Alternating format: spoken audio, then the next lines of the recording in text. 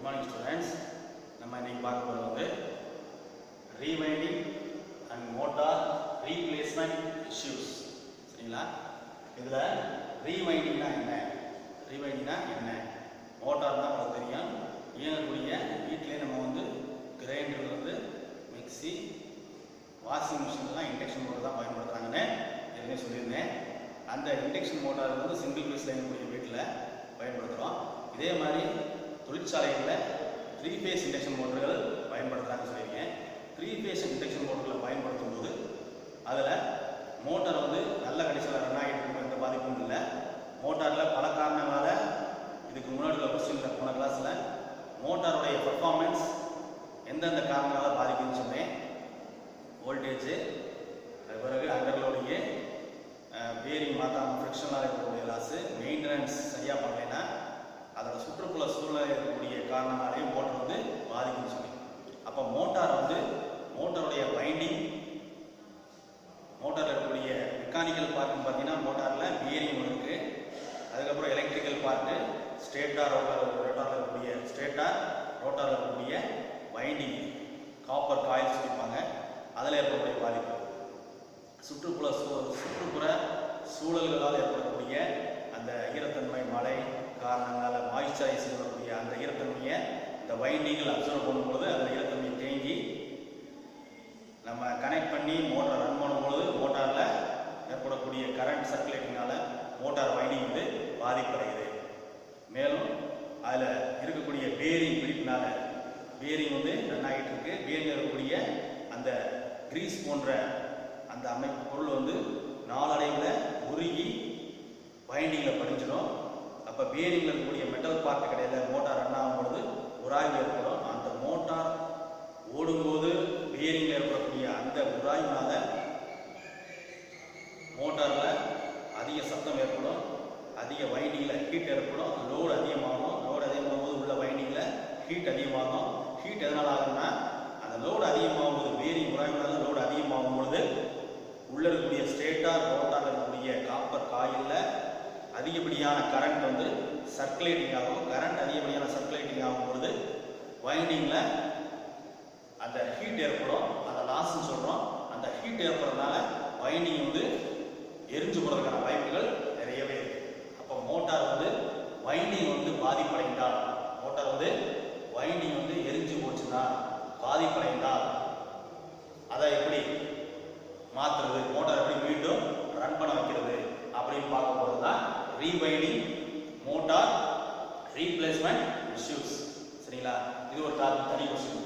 கீழே இருக்குது தனி கொஸ்டின், மேலே இருக்குது தனி கொஸ்டின். 3 மார்க்கில் கேட்பாங்க மோட்டார் ரீவைண்டிங்னா என்ன. சரிங்களா? மோட்டார் ரீவைண்டிங்னா உங்களுக்கு தெரிஞ்சிருக்கும். ஏன்னா நம்ம வீடுகளில் பயன்படுத்தக்கூடிய சீலிங் ஃபேன் அதில் வந்து ஒரு நாளடைவு ஒரு 5 இயர்ஸ் அல்லது 10 இயர்ஸ் ஆச்சுன்னா மோட்டாரில் அந்த இருக்கக்கூடிய அந்த ஃபேனில் பேரிங் சரியாக ஒர்க் ஆகலை, பிடிப்பாக இருக்குது, சத்தத்தோடு ஓடும்போது நம்ம பேரிங்கை மாற்றிட்டோம்னா மோட்டருடைய வைண்டிங் பாதிப்படையாது. அதாவது ஃபேனுடைய வைண்டிங் வந்து பாதிப்படையாது. நம்ம பேரிங்கில் வந்து ஃபேனில் சவுண்டு கேட்கும்போது அலட்சியப்படுத்தி ஓடுற வரைக்கும் ஓடட்டும்னு ஓடிக்கிட்டே இருந்தோம்னா ஃபேனில் பேரிங் சத்தத்தோடு ஓடி நாளடைவு ரொம்ப பிடிப்பாகி அதிகப்படியான ஹீட் ஏற்பட்டு ஃபேனுடைய காயில் எரிஞ்சு போயிடும், ஃபேன் ஓடாது. நம்ம ஃபேன் போடும்பொழுது ஃபேன் ரன் ஆகாது. ஃபேன் ஏன் ஓடலை அப்படின்னு நம்ம கரண்டி எலக்ட்ரிஷியனை வச்சு பார்க்கும்பொழுது அதில் வைண்டிங் வந்து எரிஞ்சு போச்சு சார், வைண்டிங்கை மாற்றி தான் ஆகணும் அப்படின்னு சொல்லுவோம். புதுசாக ஃபேனாக இருந்தால் எவ்வளோன்னு கேட்போம். புதுசாக ஃபேனாக இருந்தால் ஒரு 1600 ரூபா வரும் கம்பெனி ஃபேனு. ரீவைண்டிங்னா எவ்வளோ வரும்? ஒரு 350 ரூபா 400 ரூபா வரும், 450 ரூபாய்க்கு வருது. சரிங்களா? அப்போ ரீவைண்டிங் பண்ணிக்கிடுவோம். இப்போதைக்கு ரீவைண்டிங் பண்ணி ஃபேனை ரன் பண்ணுவோம் அப்படின்ற சூழ்நிலை இருக்கும். அப்போ ரீவைண்டிங் பண்ணுறதுக்கு அந்த எலக்ட்ரிஷியனை சொல்லி, எலக்ட்ரிஷியன் மேக்ஸிமம் வந்து எலக்ட்ரிஷியன் வந்து ஃபேனை மாட்டுறது கட்டுறது இந்த மாதிரி செய்வாங்க. அந்த எலக்ட்ரிஷியன் கழட்டி கொடுத்தாங்கன்னா நம்ம கொண்டு போய் ரீவைண்டிங் பண்ணக்கூடிய இடங்களை நம்ம கொடுப்போம். ரீவைண்டிங் பண்ணுறவங்க ஃபேனோட தன்மையை பார்த்துட்டு ஆமாம் எல்லாம் எரிஞ்சு போச்சு, ஃபேனோட வைண்டிங் எல்லாமே எரிஞ்சு போச்சு, இதை நீங்கள் மாற்றிட்டு ஆகணும், வைண்டிங்க்கு இவ்வளோ சார்ஜஸ் ஆகும், 400லேருந்து 450 ஆகும். பேரிங்லாம் செக் பண்ணுவாங்க. பேரிங் பிடிப்பாக இருந்தனால தான் ஃபேன் வைண்டிங்கை எரிஞ்சு போச்சு. அப்போ பேரிங்கை ஃபஸ்ட்டு மாற்றணும். டாப் பேரிங் வந்து ஃபேனில் வந்து சீலிங் ஃபேனில் 2 பேரிங் இருக்கும் இல்லையா? கீழே ஒரு பேரிங்கு, பாட்டத்தில் டாப்பில் ஒரு பேரிங், 2 பேரிங் இருக்கும்.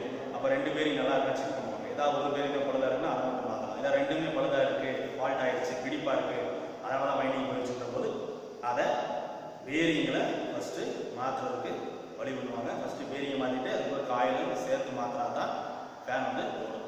அப்போ பேரிங்கும் காயிலும் சேர்த்து மாற்றுற மாதிரி இருக்குது. அப்போது மோட்டாரை வந்து மெயின்டெனன்ஸ் சரியாக பண்ணணும், மோட்டரோட தன்மையை அப்பப்போ செக் பண்ணணும். ஃபேன் ஓடுது, நம்ம வீடுகளில் பயன்படுத்துகிற ஃபேனாக இருந்துச்சுன்னா ஓடும் பொழுது நல்ல கண்டிஷனாக ஸ்மூத்தாக ஓடுது, எந்த சத்தம் இல்லைன்னா பிரச்சனை இல்லை. சத்தம் லேசாக சத்தம் வந்துச்சுன்னா பிரச்சனை, நம்ம உடனே பார்க்கணும். இல்லை சத்தம் வரட்டும் பார்த்துக்கணும்னா அதிகமான சத்தம் ஏற்படும்போது என்ன ஆகும், உள்ள வைண்டிங் காயில் வந்து எரிஞ்சு கொடுக்க வாய்ப்பு இருக்குது. இதே போல தான் மோட்டார்கள் இண்டஸ்ட்ரியில் பயன்படுத்தக்கூடிய மோட்டார்களையும் அதே சொல்லலாம். இண்டஸ்ட்ரியலில் பெரிய பெரிய மோட்டார் இருக்கும், நம்ம வீடுகளில் இருக்கக்கூடிய ஃபேனுகளே நம்ம வந்து சரியாக மெயின்டெனன்ஸ் பண்ண மாட்டோம், அலட்சியமாக இருந்துடும். தொழிற்சாலையில் இருக்கக்கூடிய பெரிய பெரிய இண்டக்ஷன் மோட்டர்களில் ரன்னிங் ஆகிட்டு இருக்கும். ஏன்னா அது வந்து 24 hours ரன் ஆகிட்டு இருக்கும். இண்டக்ஷன் மோட்டர் வந்து தொழிற்சாலைகளில், நம்ம வீடுகளில் வந்து ஃபேன் வந்து நைட்டில் யூஸ் பண்ணுவோம், பகலில் வீட்டில் இருந்தால் யூஸ் பண்ணுவோம், இல்லைன்னா ஆஃப் பண்ணி வச்சுருப்போம், கொஞ்சம் நேரமாவது ஃபேனுக்கு ரெஸ்ட் கொடுப்போம். ஆனால் இண்டஸ்ட்ரியலில் தொழிற்சாலைகள் பார்த்தீங்கன்னா இண்டக்ஷன் மோட்டர் வந்து 24 hours ரன் ஆகிட்டே இருக்கும். 3 ஷிஃப்ட் மாதிரி தொழிலாளர்கள் வந்து மாற்றி 8 hours ஒருக்க ஷிஃப்ட் போட்டு அந்த 3 ஷிஃப்ட்டுக்குமே தொழிலாளர்கள் வந்து அந்த மோட்டாரை இயக்கிட்டு இருப்பாங்க. அந்த மோட்டாரில் கனெக்ட் பண்ண மிஷினரி ரன் ஆகும், உற்பத்தி பொருட்கள் உற்பத்தி பண்ணி கொடுத்துட்டு இருப்பாங்க.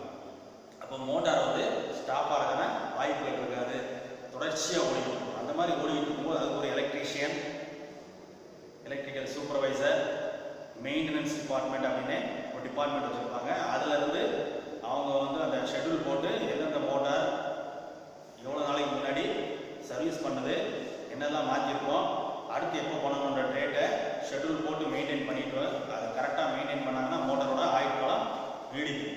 மெயின்டெனன்ஸ் சரியாக பண்ணாங்க, மெயின்டெனன்ஸ் சரியாக பண்ணலை அப்படின்னா மோட்டரோட வைண்டிங்கே இந்த பேரிங் சரியாக பிடிப்பாக இருக்குது, பேரிங் வந்து பிடிப்பாக இருக்குது, அது சரியாக மாற்றலை, நம்ம கவனிக்காமல் விட்டோம் அப்படின்னாலே நாளடைவில் என்ன ஆயிரம், கொஞ்ச நாள்லேயே மோட்டரோட வைண்டிங் டோட்டலாகவே இருக்குது. பெரிய செலவு. சின்னதாக இருக்கும்போது மோட்டாரோட சத்தம் கேட்குது, மோட்டாரை தொட்டு பார்க்கும்போது மோட்டார் வந்து ஹீட் அதிகமாக இருக்குது, பேரிங் கொஞ்சம் சத்தத்தோடு ஓடுது அப்படிங்கும்போது மோட்டாரை ஸ்டாப் பண்ணி அதை வந்து சர்வீஸ் பண்ணோம்னாலே நம்ம வந்து பெரிய அளவில் வந்து பாதிப்பு வந்து தவிர்த்துக்கலாம். அதை விட்டுட்டு நம்ம மோட்டாரை சரியாக பண்ணலை, நம்ம அலட்சியப்படுத்திட்டோம் அப்படின்னா மோட்டாரோட காயில் வந்து எரிஞ்சு போகிறதுக்கு பெரிய வாய்ப்பு இருக்குது. சரிங்களா? அப்போ மோட்டார் எரிஞ்சு போச்சுன்னா, மோட்டரோட வைண்டிங் வந்து எரிஞ்சு போச்சுன்னா அதை வந்து ஓட வைக்கிறதுக்கு ரீவைண்டிங் சொல்லக்கூடிய ஒரு ப்ராசஸை பண்ணுறோம். ரீவைண்டிங் என்ன, மீண்டும் இந்த வைண்டிங்கில் எரிஞ்சு போன வைண்டிங்களை வெளியில் எடுத்துட்டு அது என்ன தன்மையில் இருந்துச்சோ, என்ன குவாலிட்டியில் இருந்துச்சோ அதுக்கு தகுந்த மாதிரி வைண்டிங்கில் உள்ள மறுபடியும் ரீப்ளேஸ் பண்ணுறதுக்கு தான் ரீவைண்டிங் சொல்லணும். Rewinding of Motors. ரீவைண்டிங் பண்ணும்போது தான் மோட்டார் வந்து ரன் ஆகும். நம்ம பார்ப்போம், ரீவைண்டிங் பண்ணால் மோட்டருடைய பர்ஃபார்மன்ஸ் நல்லா இருக்குமா, இல்லை ரீவைண்டிங் பண்ணுறதுக்கான செலவுக்கு காட்டிலையும் புதுசாக வாங்கிடலாமா அப்படின்னு ரெண்டுமே பார்ப்போம். சரிங்களா? புதுசாக வாங்குற செலவு வந்து ஒரு 5 times ரீப்ளேஸ்மெண்ட்டை காட்டிலும், அதாவது ரீவைண்டிங் காட்டிலும் 5 times வந்து மோட்டருடைய காஸ்ட் புதுசாக வாங்கணும் அதிகமாக வருதுன்னும் போது நம்ம அந்த தற்சமயத்துக்கு சரி ரைட்டு இப்போ ரீவைண்டிங் பண்ணிக்கிடுவோம், நாளடைவில் மாற்றிக்கலாம், அடுத்த செலவு வந்து மாற்றிக்கலாம் அப்படின்ட்டு தொழிற்சாலையில் ஓடக்கூடிய மோட்டார்களில் 50% மோட்டார் வந்து 50% மோட்டார் வந்து ரீவைண்டிங் பண்ணி ஓடக்கூடிய மோட்டர்களாக தான் இருக்கும். சரிங்களா? அப்படி ரீவைண்டிங் பண்ணி ஓடக்கூடிய மோட்டர்களில் என்ன குறைபாடு ஏற்பட வாய்ப்பு இருக்கு அப்படின்னா, முதல்ல ஓடி இருந்த மோட்ரு அதோட பர்ஃபார்மன்ஸை காட்டிலையும் நமக்கு குறைய வாய்ப்புகள் இருக்கு மேஜராக. ஏன்னா நல்ல ஏற்கனவே ஓடி இந்த மோட்டரில் இருந்த பர்ஃபார்மன்ஸ் அதோட எஃபிஷியன்சி காட்டிலும் குறையிறதுக்கு வாய்ப்புகள் நிறையவே இருக்கு.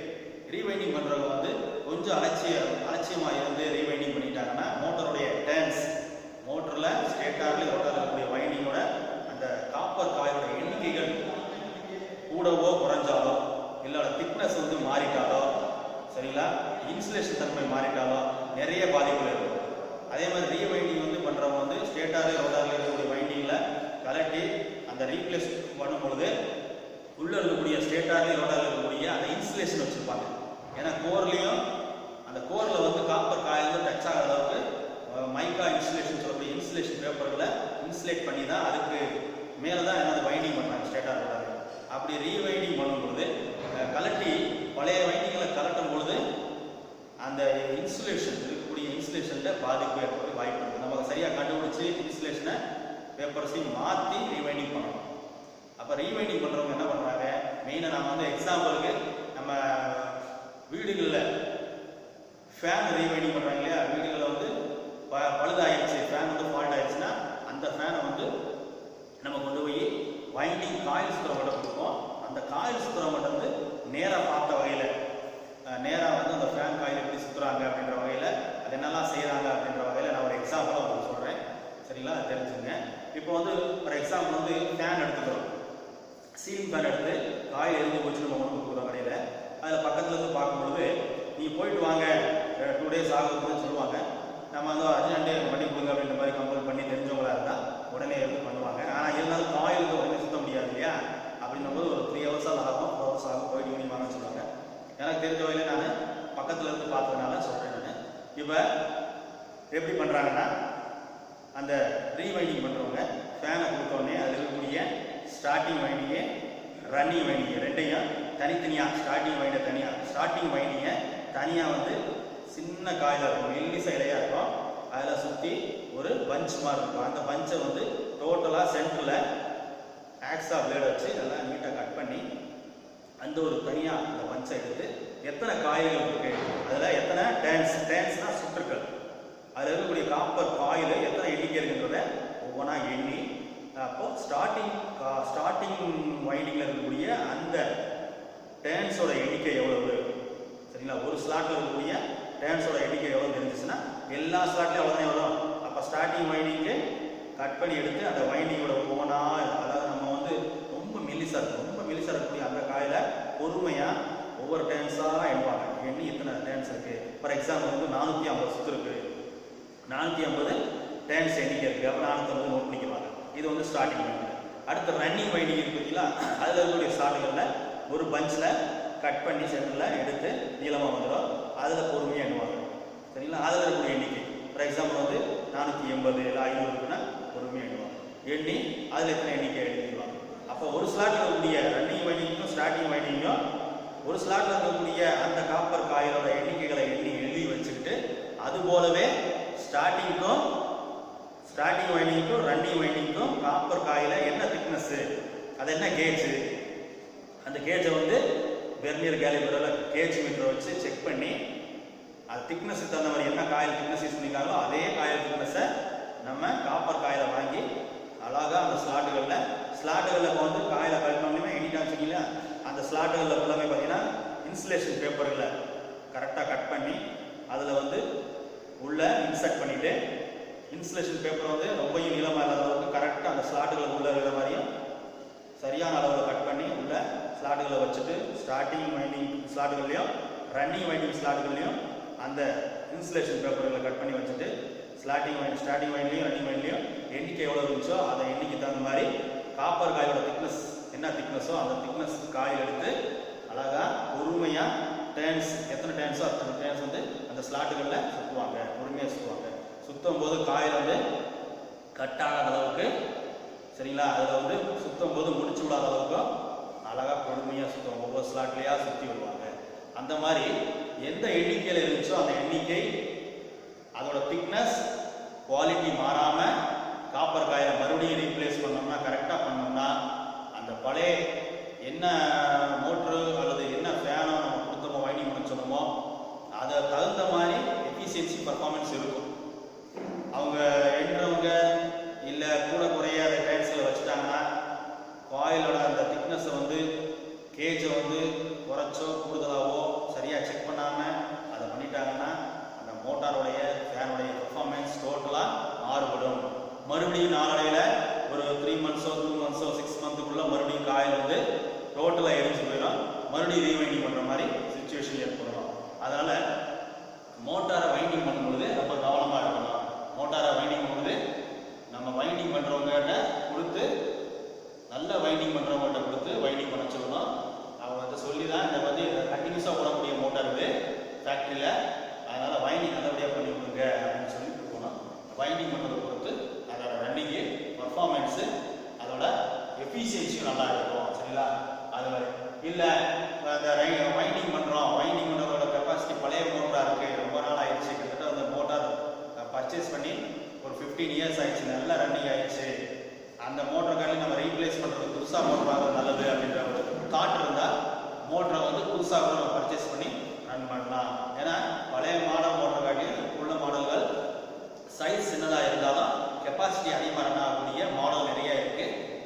எஃபிஷியண்டா இருக்கும், எனர்ஜி சேவ் ஆகக்கூடிய மோட்டார்ஸ் நிறைய இருக்கு. அந்த மாதிரி மோட்டர்களை நம்ம வந்து ரீப்ளேஸ் பண்ணிடலாம். வைண்டிங் நல்லபடியா தரமான வைண்டிங்கா ஆரம்பத்தில் என்ன வைண்டிங்கோ அதே போல பண்ணி எஃபிஷியன்ட் மாறாம எனர்ஜி சேவ் ஆகிற மாதிரி நல்ல பர்ஃபார்மன்ஸ் பண்ற மாதிரி இருந்தால் ரீவைண்டிங் பண்ணலாம். இல்லைனா புதுசா மோட்டர்களை நம்ம ரீப்ளேஸ் பண்றது ரொம்ப நல்லது அப்படின்னு சொல்றாங்க. சரிங்களா? அடுத்து வந்து energy saving opportunities. Energy saving opportunities with energy efficient motor. Energy efficient மோட்டார்னா என்ன? சாதாரண அதாவது ஸ்டாண்டர்ட் இண்டக்ஷன் மோட்டார்ஸ்.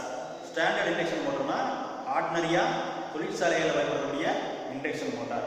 அந்த இண்டக்ஷன் மோட்டாருக்கும் எனர்ஜி எஃபிஷியன்ட் மோட்டார்களுக்கும் என்ன டிஃபரன்ஸ் அப்படின்னா, மோட்டாரா பார்க்கும் பொழுது இண்டக்ஷன் மோட்டரை காட்டிலையும் எனர்ஜி எஃபிஷியன்ட் மோட்டார் வந்து காஸ்ட் அதிகமாக இருக்கும்.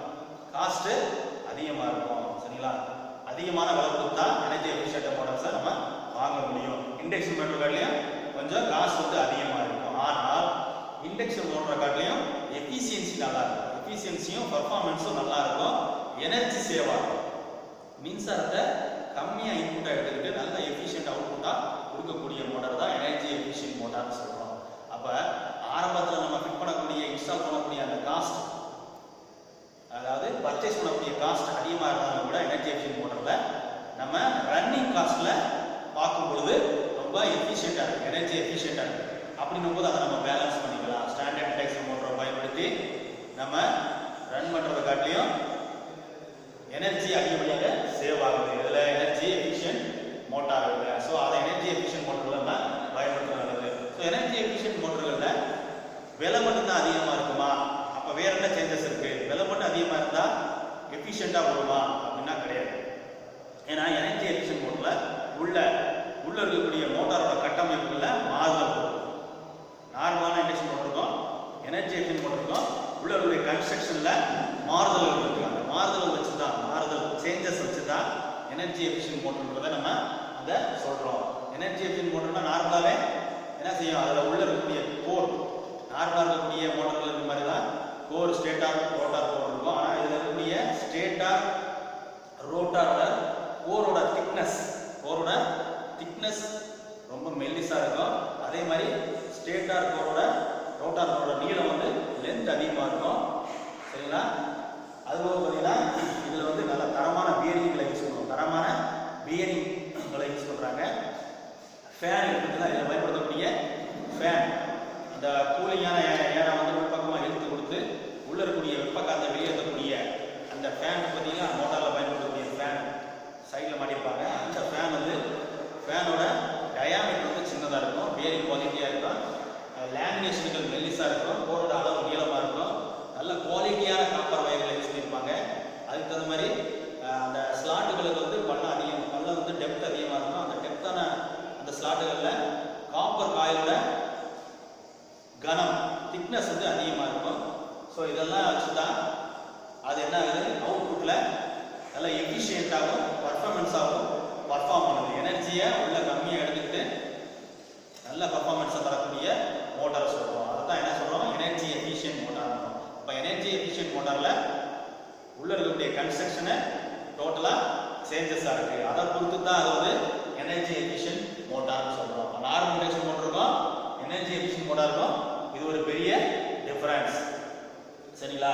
இப்போ நார்மல் இண்டக்ஷன் மோட்டர் வந்து 85 இருக்கும். 85% தான் மேக்ஸிமம் எஃபிஷியன்சி இருக்கும்.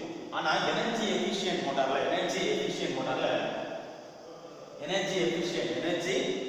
எஃபிஷியன்ட் மோட்டார்ஸில் 75லேருந்து 100%, 75 to 100% வரைக்கும் நமக்கு எஃபிஷியன்சி இருக்கக்கூடிய வாய்ப்புகள் இருக்கு. அதில் உள்ள இருக்கக்கூடிய கட்டமைப்புகள் பொறுத்து 75லேருந்து 100 வரைக்குமே எஃபிஷியன்சி இருக்கும் அப்படின்னு சொல்றாங்க. அதனால தான் என்ன சொல்றோம்? எனர்ஜி எஃபிஷியன்ட் மோட்டார்ஸ் சொல்றோம். அப்போ இந்த மோட்டார்களை பயன்படுத்தி நம்ம நிறைய இடங்கள் இதை பயன்படுத்தும் போது எனர்ஜி ரொம்ப சேவ் ஆகுது. எனர்ஜி சேவ் ஆகும் பொழுது KVA சொல்லக்கூடிய மேக்ஸிமம் டிமாண்டு குறையுது. டிமாண்ட் சார்ஜஸ் குறையும் போது EB பில்லு குறையுது. நமக்கு நிறைய பணம் விரையாகாம தடுக்கலாம். EBக்கான சார்ஜஸ் நிறைய கட்டாம தவிர்த்துக்கலாம் அப்படின்னு சொல்றதுக்கு தான் இந்த எனர்ஜி எஃபிஷியன்ட் மோட்டார் பயன்படுத்துறோம். சரிங்களா? இதுல என்னென்ன இருக்கு, என்னென்ன லாஸஸ் இருக்குன்னா stator and rotor. Stator and ரோட்டார்ல இருக்கக்கூடிய I ஸ்கொயர் R லாசஸ். சரிங்களா? ஸ்டேட்டர்ல ரோட்டார்ல இருக்கக்கூடிய I square R loss. I square R னா Rன்றது அந்த ஸ்டேட்டர்லயும் ரோட்டார்லயும் பயன்படுத்தக்கூடிய அந்த காப்பர் காயில்ல ரெசிஸ்டன்ஸ் வேல்யூ. காப்பர் காயிலோட ரெசிஸ்டன்ஸ் வேல்யூவை Rன்னு சொல்றோம். அதுவும் அந்த ஸ்டேட்டர்லயும் ரோட்டார்லயும் சர்க்குலேட் ஆகக்கூடிய கரண்ட் வந்து ஸ்கொயர் வேல்யூ. கரண்டோட ஸ்கொயர் வேல்யூ 8 ஸ்டேட்டர் ரோட்டாருடைய வைண்டிங்ல பயன்படுத்தக்கூடிய அந்த காயிலோட ரெசிஸ்டன்ஸ் தன்மை. இதை ரெண்டையும் பெருக்கக்கூடிய வேல்யூ தான் நமக்கு அதுல லாசஸ் சொல்றோம். சரிங்களா? ஸ்டேட்டர்லயும் ரோட்டார்லயும் ஏற்படக்கூடிய லாசஸ் எப்படி ஏற்படுதுன்னா, அதுல லோடு கனெக்ட் பண்ணும்போது ஸ்டேட்டர்ல நார்மலாவே ஸ்டேட்டர்ல லாசஸ் வந்து இருக்கும். ரோட்டார் சைடுல அவுட்புட் லோடு கனெக்ட் பண்ண பிறகு காப்பர் காயில போகக்கூடிய அந்த கரண்ட் சர்க்குலேட் ஆகக்கூடிய லோடு கரண்ட்னால ஏற்படக்கூடிய லாசஸ் தான் I ஸ்கொயர் R அப்படின்றோம். சரிங்களா? இதுல கோர் லாஸ் உங்களுக்கு தெரியும். கோர்ல ஏற்படக்கூடிய லாசஸ்ன்றது காந்தமாகிறதுக்கும் காந்தத்தன்மையை தக்க வைக்கிறதுக்கும் ஏற்படக்கூடிய அந்த ஒரு லாஸ். கோர்ல நம்ம இன்புட் சப்ளை கொடுத்தோடனே மேக்னெட்டிக் ஃபீல்டா ஏற்படுது. அந்த மேக்னெட்டிக் ஃபீல்ட் ஏற்படுறதுக்கும் அந்த தன்மையை தக்க வைக்கிறதுக்கும் kVAR அப்படின்னு சொல்லக்கூடிய ரியாக்டிவ் பவர் அதிகப்படியாக யூஸ் ஆகுதுமே. அந்த அதிகப்படியாக யூஸ் ஆகக்கூடிய இந்த ரியாக்டிவ் பவர் ஏற்படக்கூடிய லாசஸ் வந்து கோர் லாஸ்ன்றோம். கோர் லாஸ்ல 2 விதமான லாஸ் இருக்கு. ஒன்று வந்து ஹிஸ்டரிசிஸ் லாஸ், இன்னொன்று வந்து எடி கரண்ட் லாஸ். ஹிஸ்டரிசிஸ் லாஸ்னா அந்த மேக்னெட்டிக் ஃபீல்ட்ல ஏற்படக்கூடிய ஃப்ளக்ஸின் டைரக்ஷன் சேஞ்ச் ஆகும்போது ஏற்படக்கூடிய losses hysteresis loss. Hysteresis loss வந்து குறைக்கணும்னா அதில் இருக்கக்கூடிய ஃப்ளக்ஸ் டென்சிட்டி அளவை குறைக்கணும். ஃப்ளக்ஸ் டென்சிட்டி எப்படி குறைக்கிறது? கோர்ல இருக்கக்கூடிய ஃப்ளக்ஸ் டென்சிட்டி கோர் லாஸ் குறைக்கணும்னா ஃப்ளக்ஸ் டென்சிட்டி குறைக்கணும்ன்றாங்க. ஃப்ளக்ஸ் டென்சிட்டி எப்படி குறைக்கிறது அப்படின்னா, அது கோரோட நீளத்தை அதிகரிக்கலாம். கோர் இருக்குது, ஸ்டேட்டர்லயும் ரோட்டார்லயும் கோர் இருக்கும். கோரோட லென்த் அதிகம் பண்ணும்போது அதை வந்து ஃப்ளக்ஸ் டென்சிட்டி அளவு குறையும். ஃப்ளக்ஸ் டென்சிட்டி அளவு குறையும் போது லாசஸ் குறையும். என்ன லாசஸ்? ஹிஸ்டரிசிஸ் லாஸ் குறையும். அடுத்து எடி கரண்ட் லாஸ்னா என்ன? எடி கரண்ட் லாஸ்னா அந்த காயில்ல சர்க்குலேட் ஆகக்கூடிய கரண்ட்னால ஏற்படக்கூடிய லாஸை எடி கரண்ட் லாஸ்.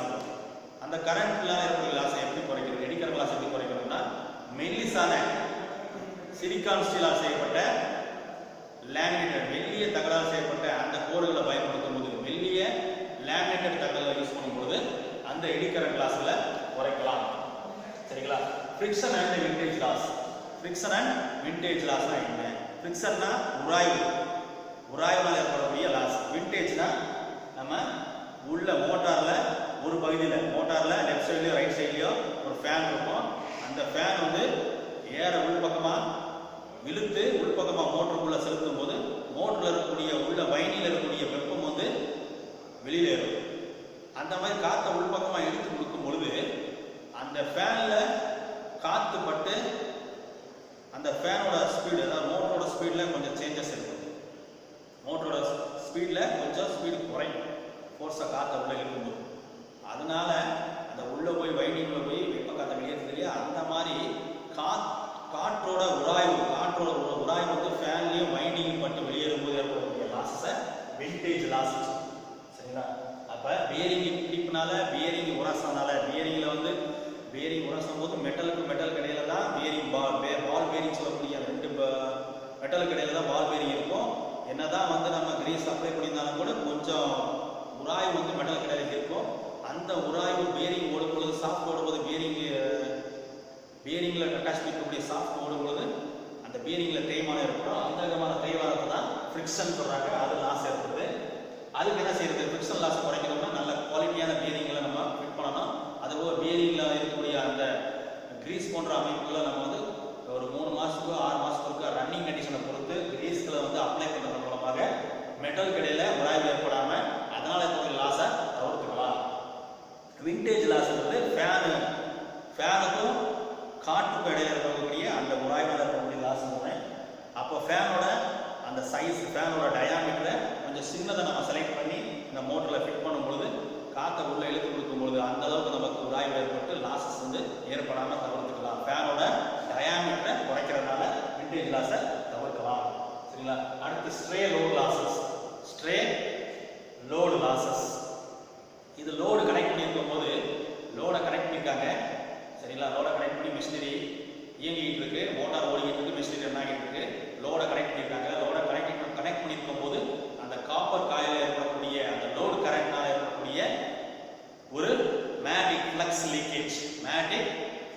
லீக்கேஜ்னால ஏற்படக்கூடிய லாஸஸை ஸ்ட்ரே லாஸஸ். சரிங்களா? எப்படி லோடை கனெக்ட் பண்ணியிருக்காங்க, மோட்டார் ஓடிக்கிட்டு இருக்கு. அப்போ வைண்டிங்ல காப்பர் காயிலில் ஏற்படக்கூடிய லோடு கரண்ட்னால ஒரு மேக்னெட்டிக் ஃப்ளக்ஸ் ஏற்படுது. அந்த மேக்னெட்டிக் ஃப்ளக்ஸ்ல ஒரு லீக்கேஜ் ஏற்படும். லீக்கேஜ் எப்படி ஏற்படும் அப்படின்னா, ஸ்லாட்டுகளுக்கு இடையில இருக்கக்கூடிய அந்த ஏர் கேப் வழியாக மேக்னெட்டிக் ஃப்ளக்ஸ் வந்து லீக்கேஜ் ஆகும். அந்த மேக்னெட்டிக் ஃப்ளக்ஸ் லீக்கேஜ்னால ஏற்படக்கூடிய லாஸஸை stray losses, stray load losses. ஓகேவா? ஸோ இந்த மாதிரி சாதாரண நார்மலாக ஸ்டாண்டர்ட் மோட்டார்ஸ், நார்மலாக இருக்கக்கூடிய ஸ்டாண்டர்ட் இண்டக்ஷன் மோட்டாருக்கும் எனர்ஜி எஃபிஷியன்ட் மோட்டாருக்கும் உள்ள வேறுபாடு என்னன்னு பார்த்தோம்.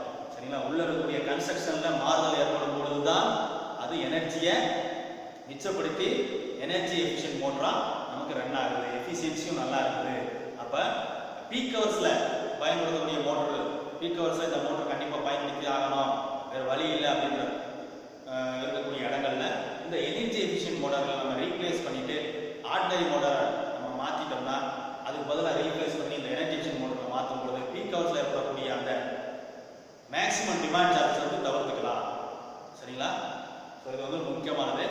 இண்டக்ஷன் மோட்டருக்கு என்ன டிஃபரன்ஸ், எனர்ஜி எஃபிஷியன்ட் மோட்டர்னா என்ன, அது எப்படி வந்து என்னென்ன காரணங்களால எனர்ஜி எஃபிஷியன்ட் மோட்டார்னு சொல்லப்படுது அப்படின்றத டீட்டெயிலாக கேட்கக்கூடிய ஒரு கொஸ்டின், 10 மார்க் கொஸ்டின் தம்பி. முக்கியமான கொஸ்டின் படிச்சுங்க. தேங்க்யூ தம்பி.